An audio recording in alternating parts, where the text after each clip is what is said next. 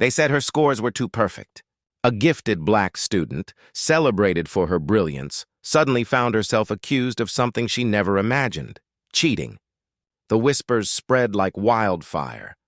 How could someone like her outperform the wealthy, privileged students who had every advantage? The punishment was swift: expulsion. Her reputation shattered, her dreams torn apart. But what the school didn't know was that she refused to stay silent. Beneath the polished hallways and golden trophies, she uncovered a dark secret, a system rigged to protect the powerful. What began as an attempt to destroy her future would soon expose corruption so shocking it would shake the entire institution to its core. The story begins not with scandal, but with brilliance.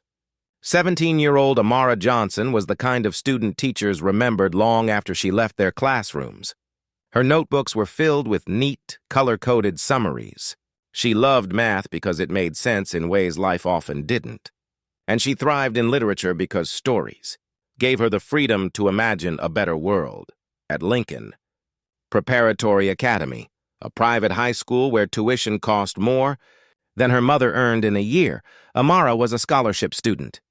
She stood out, not just for her flawless academic record, but also because she came from a working-class black family in a school dominated by children of wealthy donors, executives and politicians. Her mother, Denise, worked double shifts as a nurse to make ends meet, while her father had passed away years ago. For Amara, excelling wasn't just a dream, it was survival.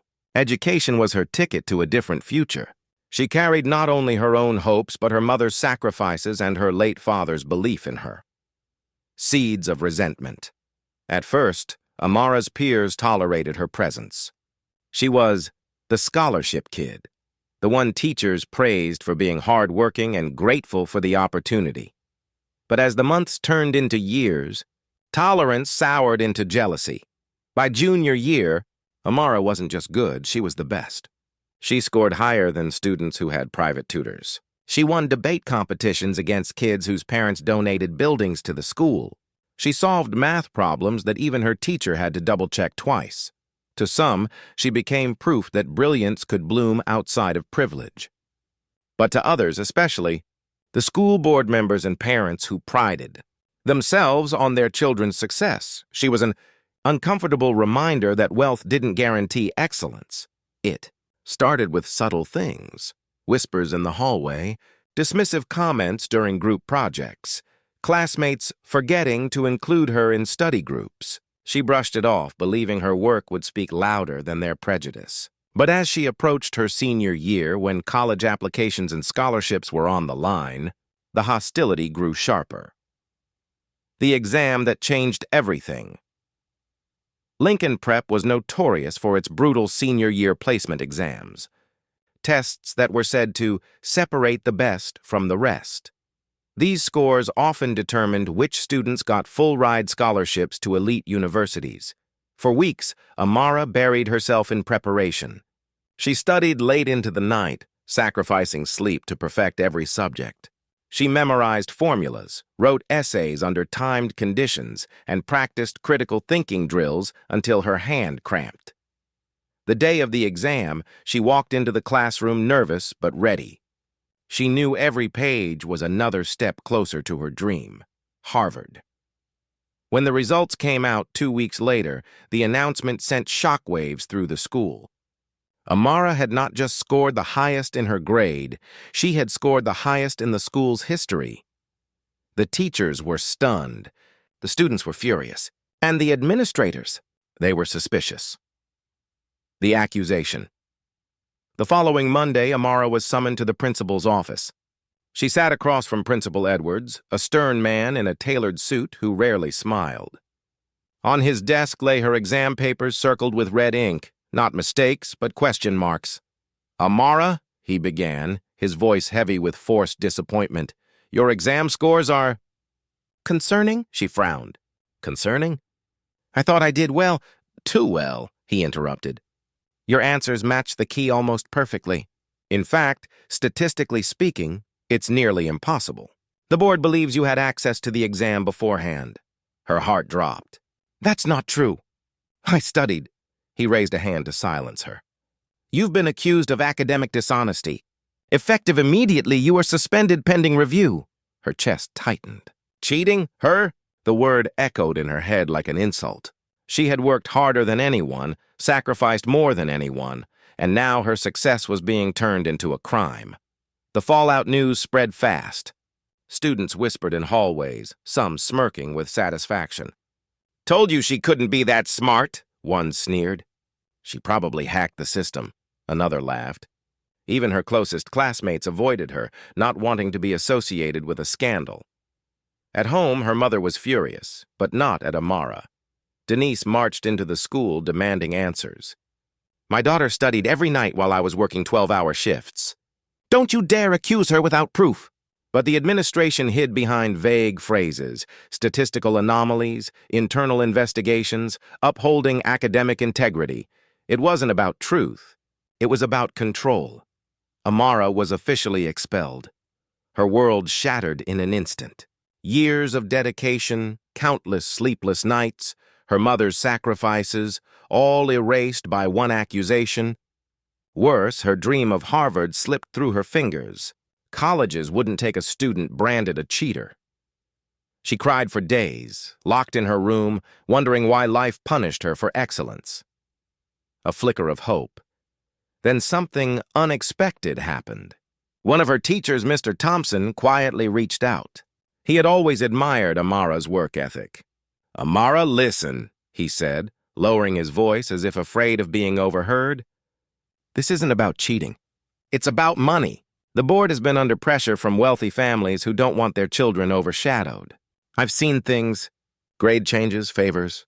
It's worse than you think." Her tears dried, replaced by anger. "So they ruined my future to protect theirs?" He nodded grimly. "If you want the truth, you'll have to find it yourself. But be careful. People don't like being exposed." For the first time since her expulsion, Amara felt a spark of determination. She refused to let them bury her. If the system was rigged, she would prove it. The first clue late, one night, unable to sleep, Amara sat scrolling through the school's online portal, which she still had limited access to. That's when she noticed something strange. A student with failing grades suddenly had a 4.0 GPA. The change happened overnight, just before college applications were due. Her heart pounded.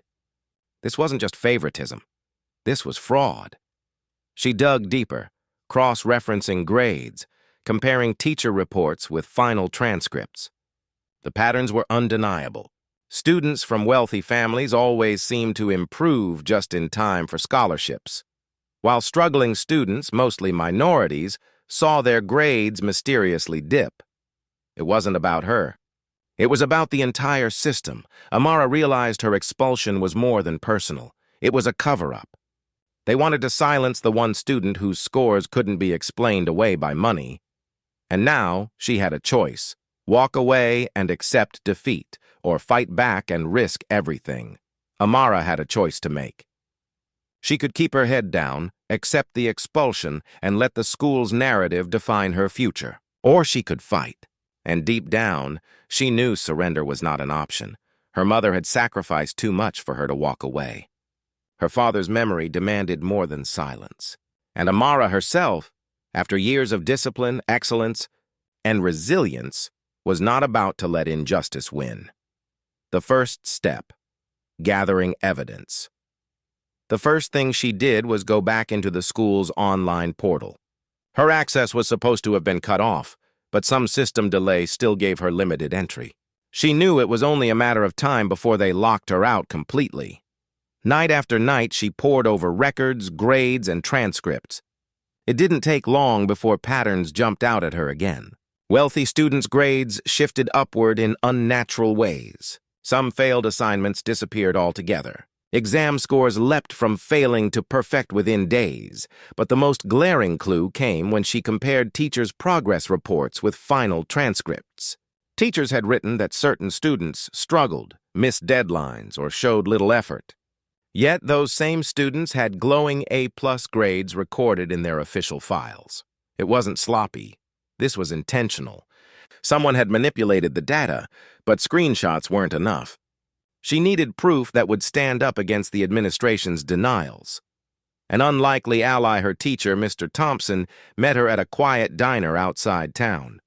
He glanced around nervously before speaking. "I've suspected this for years," he said, sliding a folder across the table. Inside were copies of his original grade submissions, stamped with dates. "Compare these with what's in the portal now. You'll see the changes. But be careful, Amara. If the board finds out I gave you this, I could lose my job." She nodded gratefully. "I won't let you get hurt. But I can't let them get away with this." For the first time, she wasn't just a student fighting for her own name. She was a whistleblower. Word spread quickly around town about her expulsion. Some whispered with sympathy, others with judgment. Even neighbors who once praised her mother now crossed the street to avoid conversation. "Maybe she really did cheat," they muttered. At the grocery store, Amara overheard parents of her classmates. "Of course she couldn't keep up. That scholarship program was a mistake," one said. Another laughed. "Imagine thinking she was smarter than my son. Please." Her fists clenched, but she kept walking. Let them talk. Soon the truth would come out. Back at home, her mother worried constantly. "Amara, I don't want you getting hurt. These people have money, lawyers, influence. They'll crush us." But Amara shook her head. "They can't crush the truth, Mom. Not if I prove it." Digging deeper, she spent hours cross-checking transcripts against archived newsletters, competition results, and teacher statements. That's when she uncovered something explosive. The school board president's son had failed the same placement exam Amara had aced. Yet somehow his official record showed a near-perfect score. Her hands trembled. This wasn't just grade manipulation. It was corruption at the very top. She needed more. That's when she remembered. The IT lab.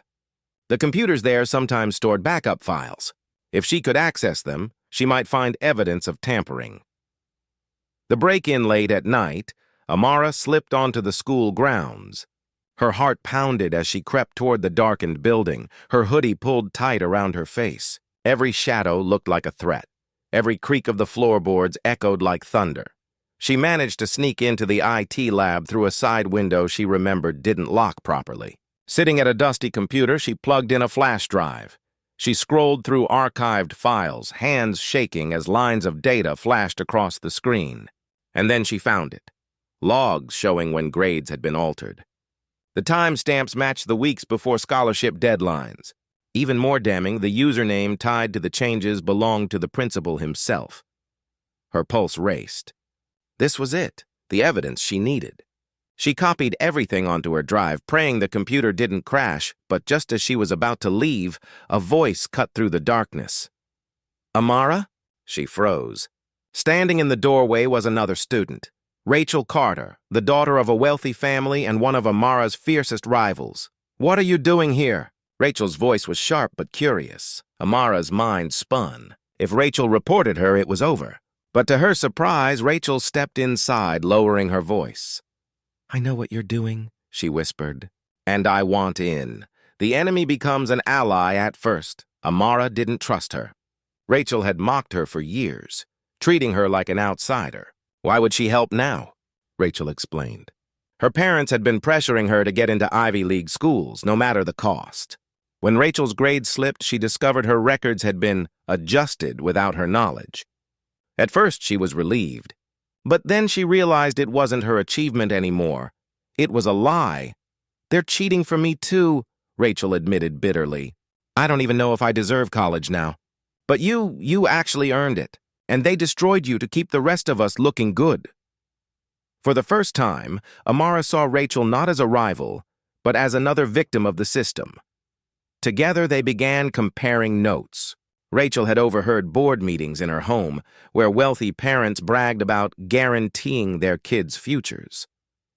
Amara had the data logs to prove it. The pieces were coming together, the pushback, but the administration was watching. The next morning, Amara's mother received a formal notice. If Amara continued harassing staff and students, the family would face legal action.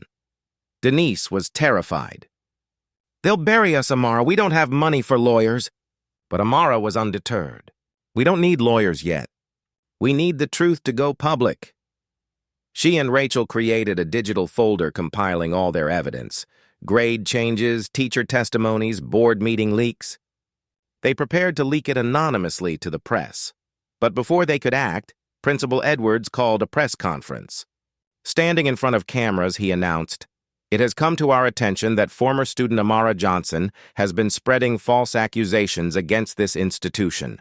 These baseless claims are an attempt to cover up her own misconduct. We stand by our commitment to integrity and excellence." Watching the broadcast, Amara felt her stomach twist. They were painting her as a liar on a national stage. If she didn't act fast, the world would believe them. The turning point. The final blow came when Amara received an email from Harvard Admissions. After reviewing recent reports regarding academic dishonesty, we regret to inform you that your application has been withdrawn. Tears blurred her vision.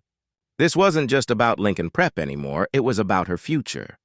Everything she had dreamed of was slipping away. But then she remembered the flash drive in her pocket, the folder on her laptop, the truth that was bigger than her own name. If the system was corrupt enough to destroy her, maybe exposing it could save others, and so, with Rachel by her side, Amara made her decision. They would leak the evidence, not just to the local paper, but to every outlet they could find. The school wanted to bury her. Instead, she would make sure the world saw them for what they really were. The morning of the school board's prestigious fundraising gala dawned with heavy clouds rolling across the sky. It was the kind of event that drew wealthy families, donors, and even local media, a perfect showcase for Lincoln Prep's carefully curated image of excellence. But this year, that image was about to shatter. Amara and Rachel had spent sleepless nights preparing their plan. The evidence wasn't just screenshots and whispers anymore. It was organized into a digital package: grade logs, time-stamped records, teacher statements, and audio snippets Rachel had secretly recorded from her parents' conversations. They had even created a simple website, ready to go live at the push of a button. The goal wasn't just to clear Amara's name. It was to make the corruption undeniable, impossible to bury. The gala begins. The school gymnasium glittered with expensive decorations. Tables draped in gold and silver, crystal glasses catching the light, and a stage where Principal Edwards prepared to boast about Lincoln Prep's commitment to fairness and academic integrity. Wealthy parents mingled in suits and gowns, while cameras from the local news network captured the polished spectacle. Amara stood at the back, her heart pounding, her laptop hidden inside her bag. Rachel was already inside, moving smoothly among her family's wealthy circle, pretending to smile. But when her eyes met Amara's across the room, there was fire in them. Tonight, they would no longer be silent. Edwards takes the stage, Principal. Edwards cleared his throat, his voice smooth and confident. Ladies and gentlemen, Lincoln Prep has always stood as a beacon of academic excellence.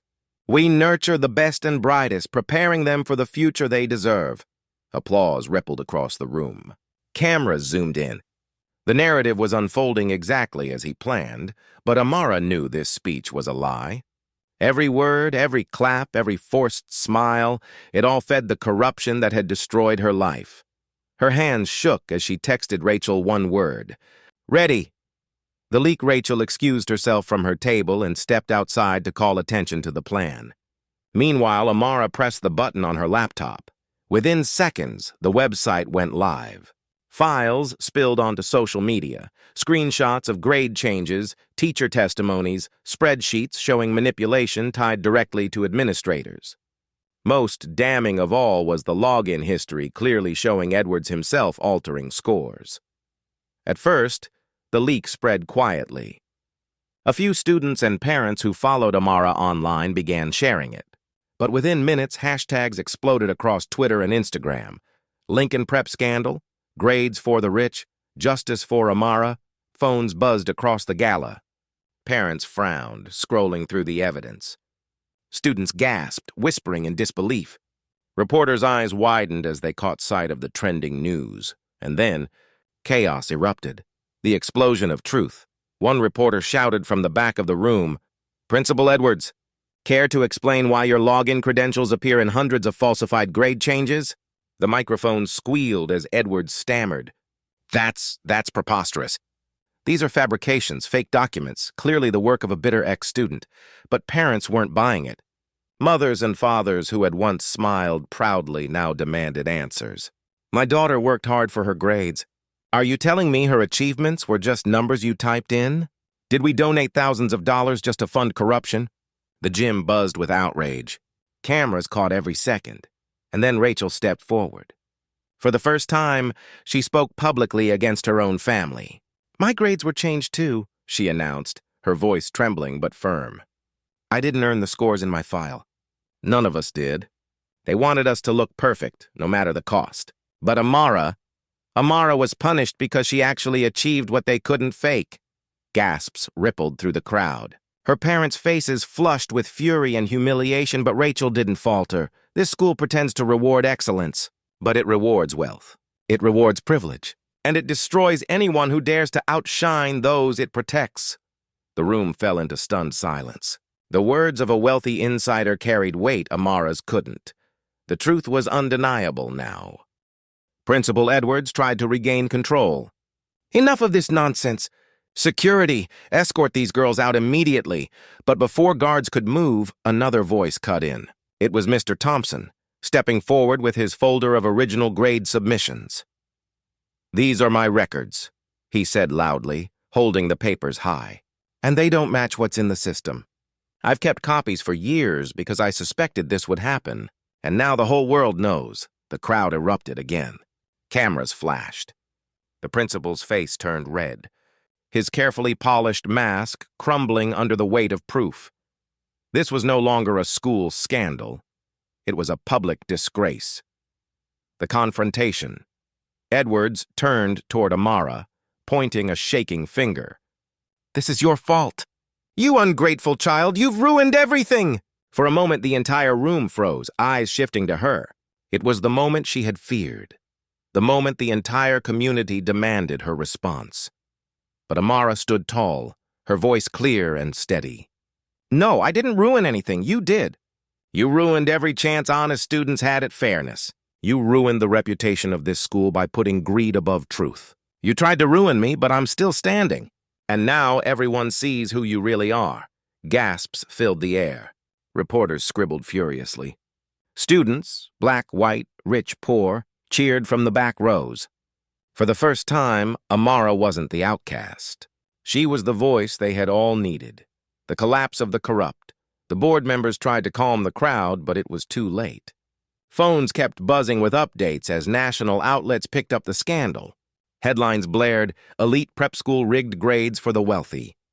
"Scholarship student expelled after exposing systemic corruption."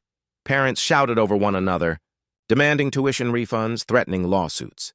Teachers who had stayed silent for years finally spoke up, emboldened by the chaos. One by one, their testimonies confirmed the pattern of deceit. Edwards slumped at the podium, sweat pouring down his face. His career was over. His power shattered in a single night, and at the center of it all stood Amara, the girl they had tried to erase, a symbol of defiance. As the gym descended into chaos, Rachel whispered to her, "We did it." Amara nodded, though her eyes stung with tears. She hadn't just defended herself. She had exposed a system built to silence voices like hers. The cameras caught her standing tall as chants began to rise from the students. "Justice for Amara! Justice for Amara!"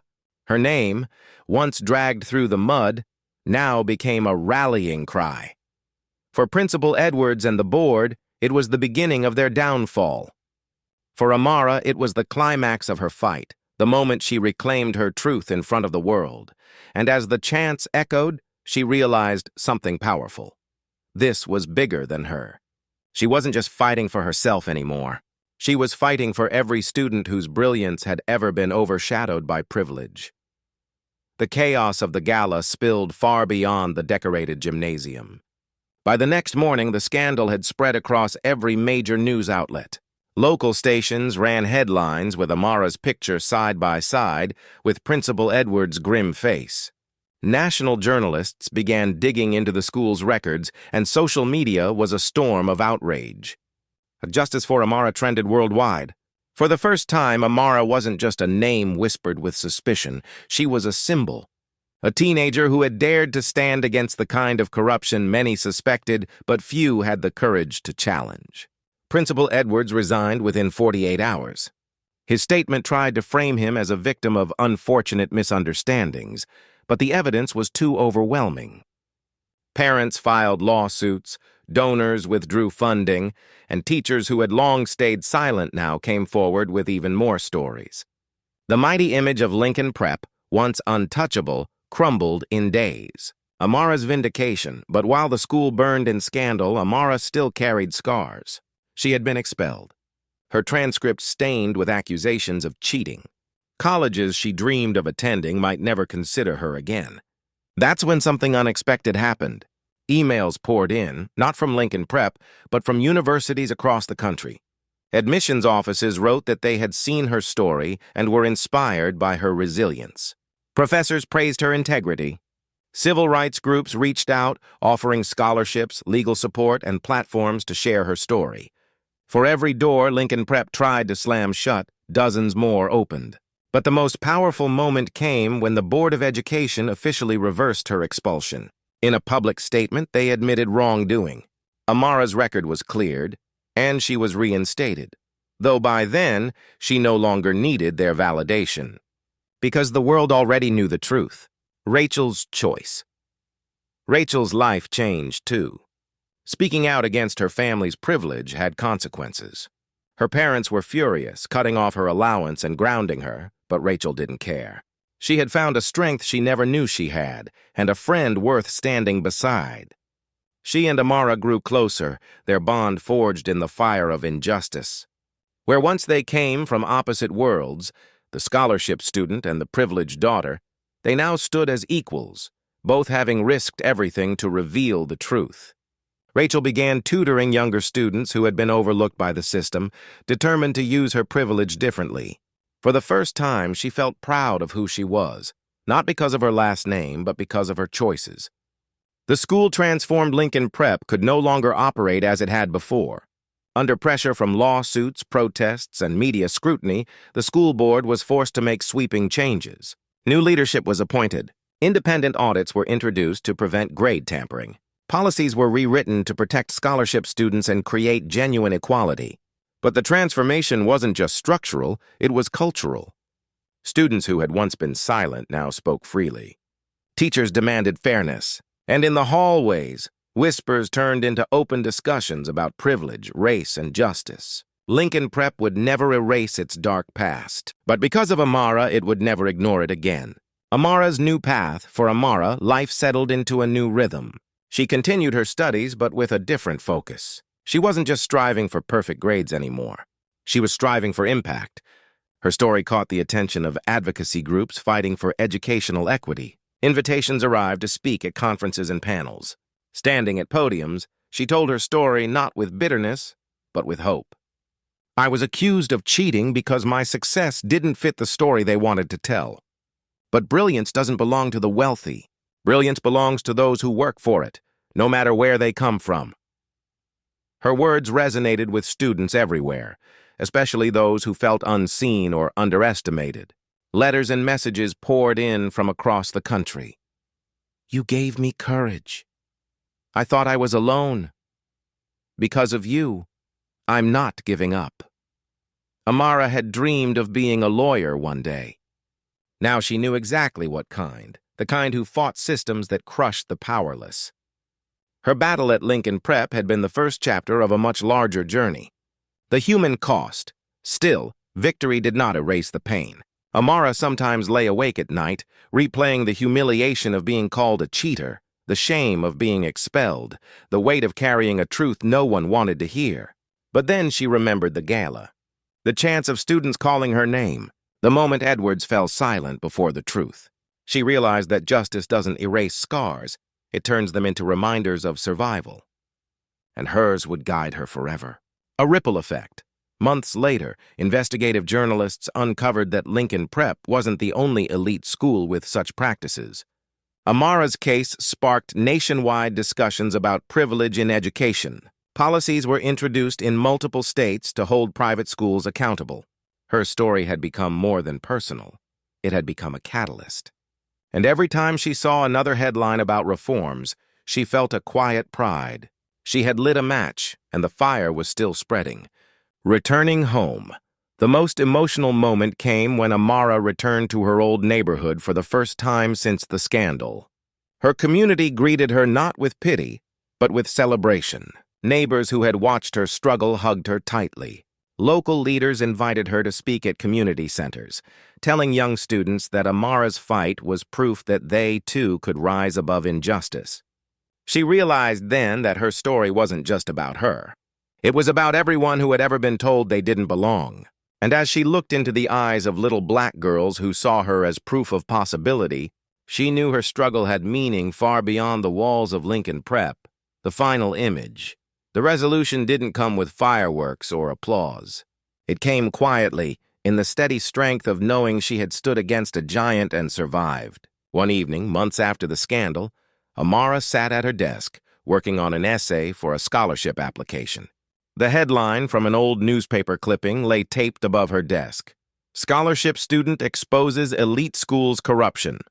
Beneath it, she had written in bold letters, "They tried to erase me. Instead, they made me impossible to ignore." As the sun set outside her window, Amara smiled. She wasn't just a student anymore. She was a survivor, a fighter, a voice. And this was only the beginning. Amara's story became a symbol of resilience, truth, and the fight against systemic injustice. She proved that courage isn't the absence of fear. It's the decision to act despite it. Her journey carried a message for everyone watching. When systems fail, one voice can spark change. And no matter how powerful corruption seems, the truth will always find its way out.